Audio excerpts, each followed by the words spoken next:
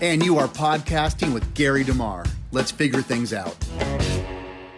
In this episode of Bible Prophecy Under the Microscope, I'm going to discuss signs of the times.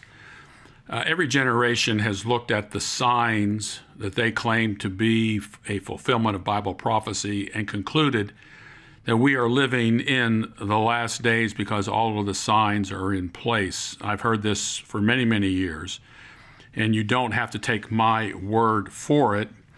We published a book by Frank Gummerlock back in the year 2000. It would be great for him to probably update it a bit.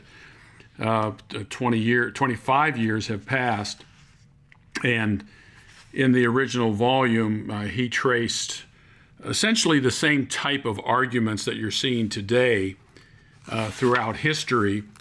And it's rather remarkable that people have no sense of history. I shouldn't say that, to say people don't have any sense of history, and that's remarkable. It's true.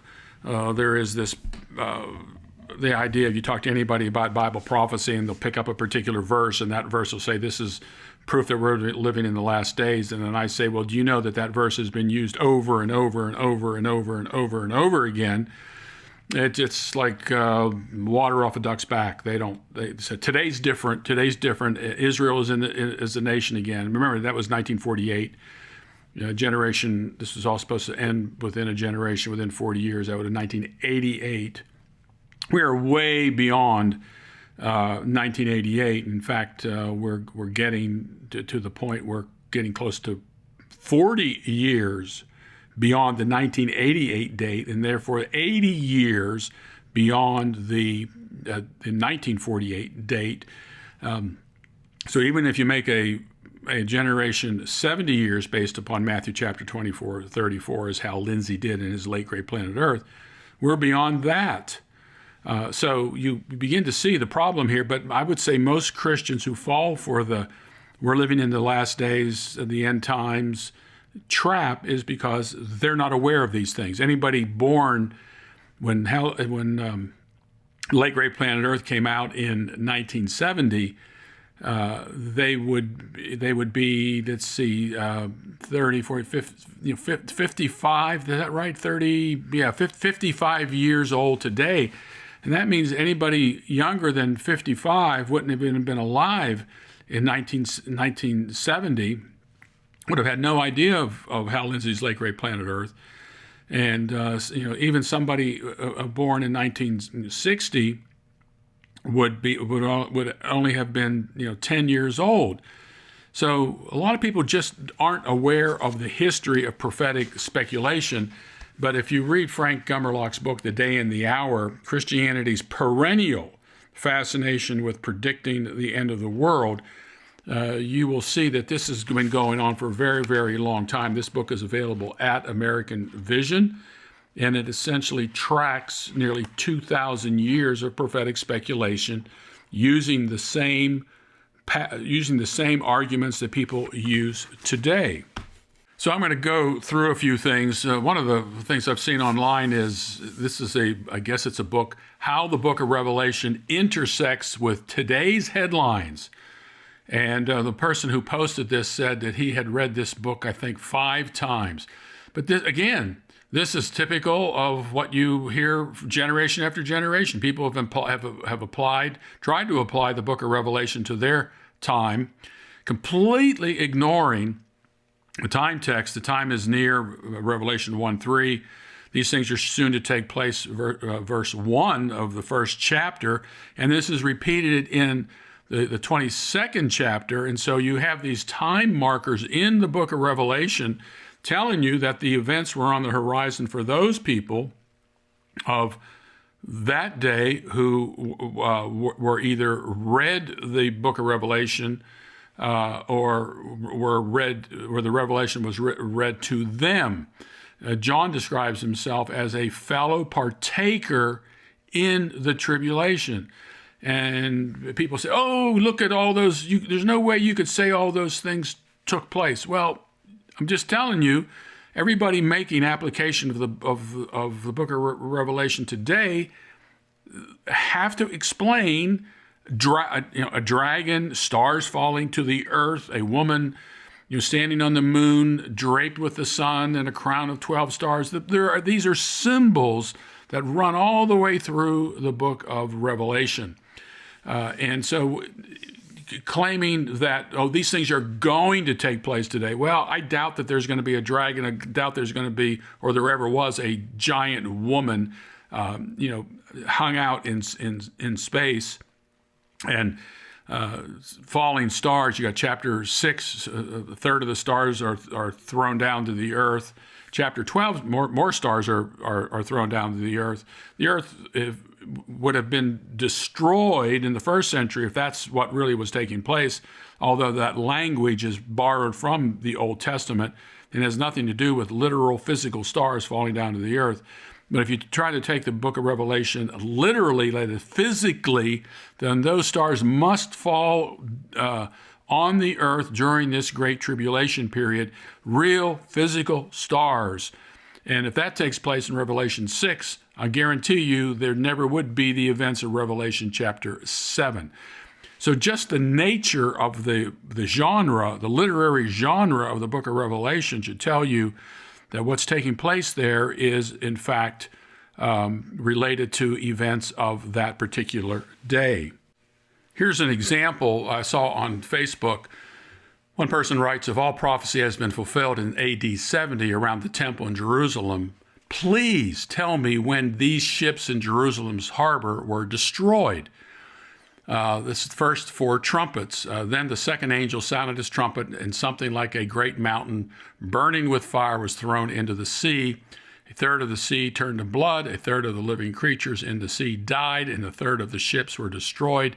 Then the third angel sounded his trumpet, and a great star burning like a torch fell from earth and landed on a third of the rivers and on the springs of water. Now that verse 10 should tell you that this is symbolic, because if a single star fell to the earth, it would destroy the earth. How does a single star fall from heaven only on a third of the rivers and on the springs of water? Now, Bob Cruikshank, who's a friend of American Vision, and Bob and I are working on a book together on Zechariah 14, which we hope to have out, and so he has some interesting comments here after my comment, where I said around the time of the Roman war against Jerusalem and the surrounding area, hyperbole similar to stars falling to earth,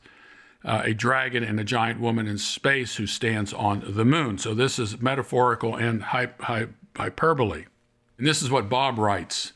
While there is symbolism being used here, more or less responding to my comment, the historical referent would be the incident in the port city of Joppa, northwest of Jerusalem. Now, if you remember Joppa, this is my point here, this is where Jonah went to escape from the presence of God. So this is, in fact, a seaport. And then Bob goes on to say, where many of the Jews fled for refuge. This was during the war with the Romans. They saw what was happening. Jesus at one point said, when you see Jerusalem surrounded by armies, get out of town. And some probably waited way too late. And as Bob goes on to say, they boarded ships to continue their escape. It didn't go well. Josephus describes the massive shipwrecks and the bloody sea filled with dead bodies. And that is the Wars of the Jews. You can read it in here. I think it's book 3, section 9, paragraphs 2, 3, and also section 10, paragraph 9. So there you have it. You got Josephus explaining this, but the book of Revelation is describing this in symbolic, hyperbolic language to show how devastating this particular war was. I believe David Chilton covers some of this in his commentary on Revelation, Days of Vengeance, which is available at American Vision. I'm not sure Ken Gentry's 2-volume commentary, The Divorce of Israel, I'm sure he discusses this as well. Get a copy of David Chilton's Paradise Restored, a book that American Vision publishes. And he has a section in the back which is kind of a summary of Josephus. It's copy of what Josephus wrote about this. It's not David's explanation of it, but he takes excerpts from Josephus's work and kind of parallels it with what took place with the destruction of Jerusalem in AD 70.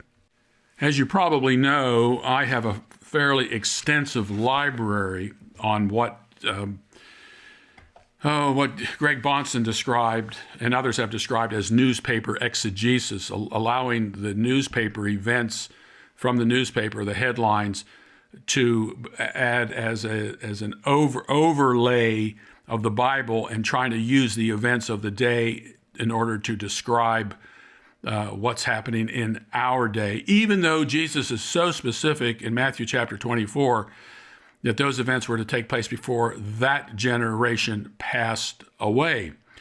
And in fact, I was listening to an individual who was trying to make the case that Matthew chapter 24 is referring to events in our future. And again, that's typical. That's nothing unusual. I no longer can find the actual video, but I do remember what he said in the passage about where it says, do not be deceived. Or verse 4 of Matthew 24, and Jesus answered and said to them, see to it that no one misleads you. Now, and he goes through a lengthy explanation of the word deception there. And let me say, I agree, there are lots of people being deceived today, but that's not what Jesus is talking about. Jesus is not describing what the deception will be in the distant future. He was describing the deception that was going to be taking place during that generation. And how do we know that? It's staring anyone in the face as you read the passage. In Matthew chapter 24, it says in verse 4, and Jesus answered who? Answered his disciples who were asking the question, when will these things be, and what will be the sign of your coming and the end of the age? See to it that no one misleads you. The you is them. If Jesus had some distant future in mind, he said, he could have said something like, and Jesus answered and said to them, those who see these things take place in the future, they should not be misled. So Jesus is not describing some future generation. He's describing that particular generation. In fact, in verse 33, you say, even so you too. Here's the second person plural again. And then the second person plural again. When you see all these things, recognize that he is right at the door, or it is right at the door. So then I get books. Here's one by Jan Markle is the editor of this. It says, when Jesus returns, living in expectation of the end times. And this is just another rehash of newspaper exegesis, and that is looking at current events and trying to interpret current events in terms of the Bible. Here's one chapter, Perilous Times, when America abandons the role of God's leadership. Well, the Bible doesn't have anything to do with modern day America. Of course, there's a chapter on Our Blessed Hope by Mark Hitchcock, the Rapture of the Church. In fact, former Congresswoman Michelle Bachmann is the one that wrote When America Abandons the Role of Global Leadership. And there's Jack Hibbs, What You Believe About the Rapture and Why It Matters. Well, I agree. I agree it matters too, but I can guarantee you the New Testament doesn't say anything about the church being taken off the earth before, during, or after a 7-year period. Ed Hinson, Why We Can Still Believe in a Rapture. This is, again, preoccupation with the rapture rather than dealing specifically with the text of Scripture in this topic. It's a warning to America from the book of Joel. There's probably lots of warnings from the Bible, but none of them have anything to do with what Jesus was describing in Matthew 24. Apostasy, there was apostasy in in Paul's day. He mentions that in 2 Timothy chapter 3. John mentions it as well. Then God's prophetic pulpit in the last days. Again, this is simply the rehash of so many end time events related to Bible prophecy. And let me give you a couple of examples of this from my library. Here's a book.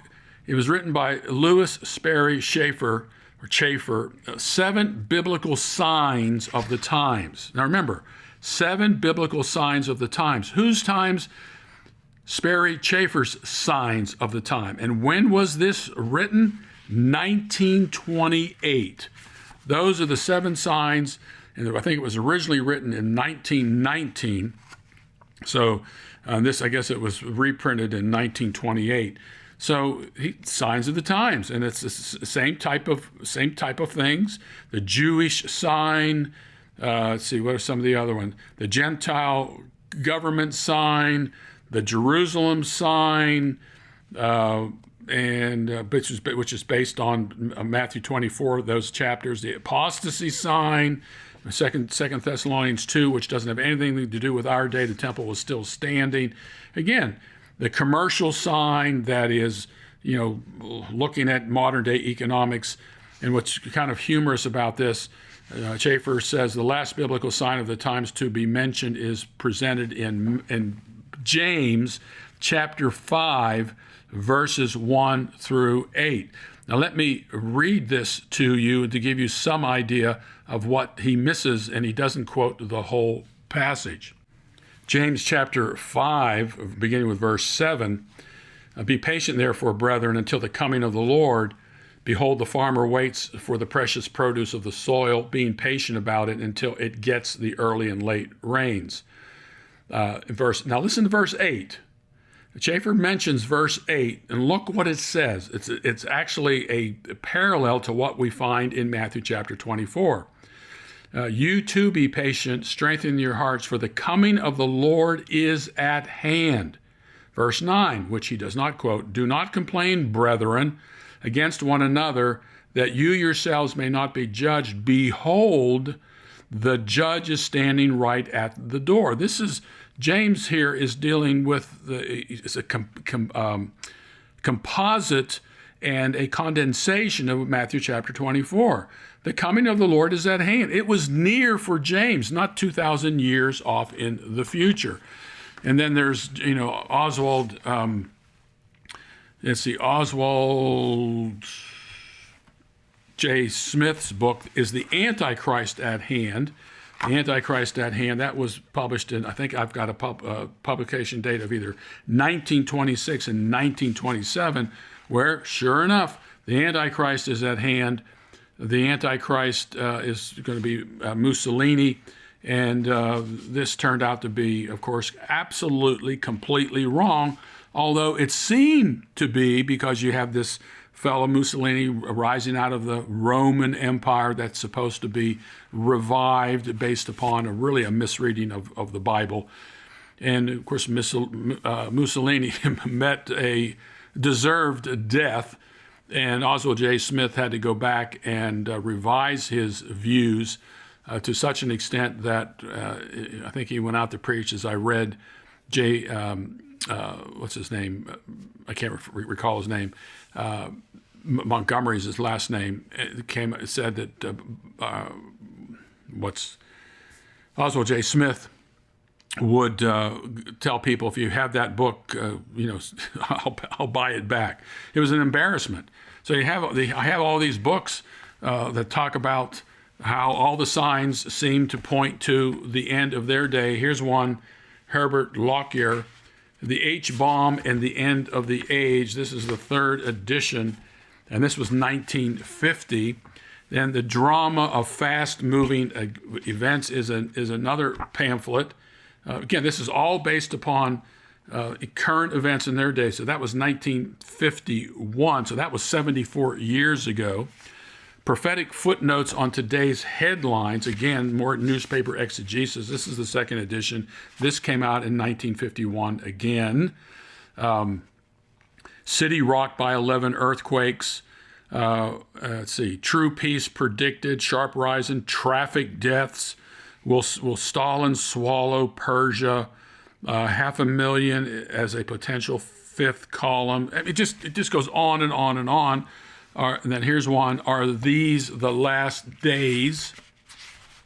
And this is again a second edition that came out also in 1951, and it's the same type of prophetic, speculation, progress of mechanical arts, rejection of a God-inspired witness, increase of population. Now that was something that the secularists kept talking about.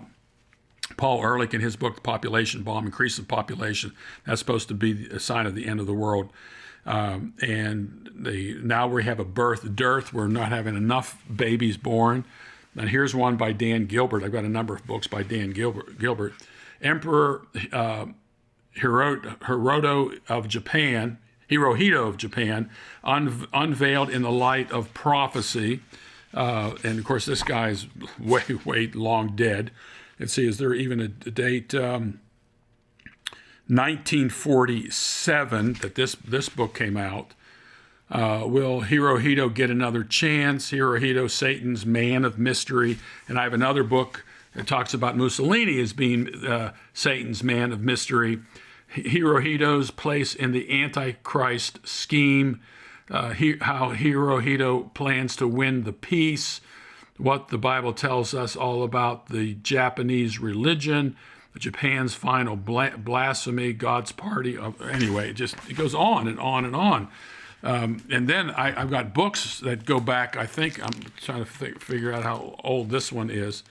Let me get my Roman numerals here. 1000. So this is 1943, and it is the Sure Word of Prophecy report of the New York Congress of Bible Prophecy assembled at the Calvary Baptist Church, New York. This conference was in 1942, and this is a published version of those. And again, it's the same, the future confederation of the 10-nation empire, prophecies of the New Testament, and it goes on. This is kind of funny. Chapter 11: a shout, a voice, and a trump. Which of course has nothing to do with Donald Trump. Church of, it's got here the 70 weeks of Daniel, prophecy and the deterioration of nations. Let's see, is God through with the Jews? A Jew in history, Jews after the rapture. It's crazy stuff, and it just goes on and on and on, and books can continue to be published with no apology or refutation of past failed predictions by all these people. Here's another one, Light from Bible Prophecy, which was published in, let's see here if I can find it. Let's see. Again, we find this would have been 1940.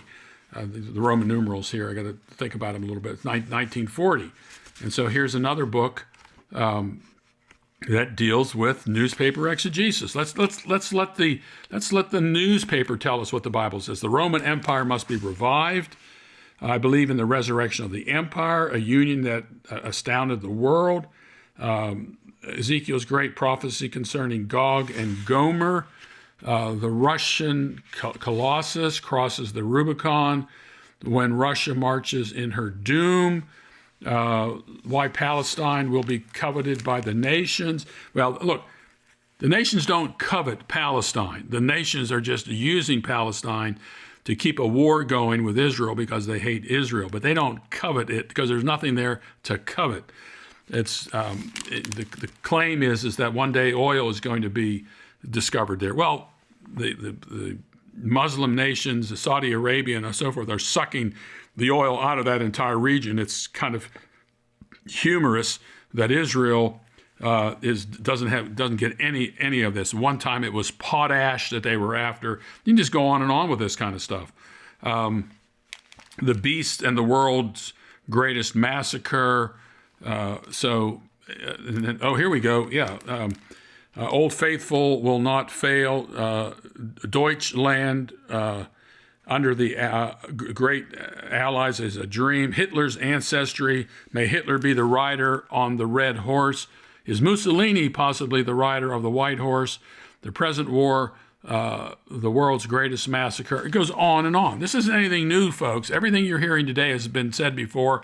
The names and the dates have changed. And this brings me to the last one I read. I wish I could find it, but I can't. We talked about Elon Musk is the Antichrist. Here we go. He is the Antichrist. Go back and read your Bibles. Look at all the passages that deal with the word Antichrist. 1 John chapter 2, verse 18, verse 22, chapter 4, 1 John chapter 4, verses 1 through 3, 2 John 7. The definition of Antichrist is someone who denies that Jesus has come in the flesh. John says that there were many Antichrists in his day, 1 John 2:18, and that was evidence that it was the last hour. The book of Revelation doesn't even use the phrase Antichrist, and Antichrist was a religious figure, the most likely the Jews of that time, who rejected Jesus as the promised Messiah. That's what that's all about. That's what the period from AD 30 and AD 70 is all about. If you'd like more information about this, go to AmericanVision.org and get my book, Last Days Madness, Wars and Rumors of Wars, Prophecy Wars, a book by James Jordan on Matthew 23 and through 25. I already mentioned Frank Gummerloch's book, The Day and the Hour. There is John Bray's book on just called Matthew 24 Fulfilled. James Jordan's commentary on Matthew 23. Did I mention that already? 23 through 25, which is very helpful. So here, it's all there, folks. There's Days of Vengeance by David Chilton is helpful. I would also recommend Ken Gentry's 2-volume commentary on Revelation. I've got some argument with some of his interpretation, but that's all right. For the most part, it's a very good series. Pretty expensive. It costs you about $100. And I don't know if they have an e-book yet. So that's available. And just to let you know, American Vision is trying to raise $10,000 in the month of March 2025. We have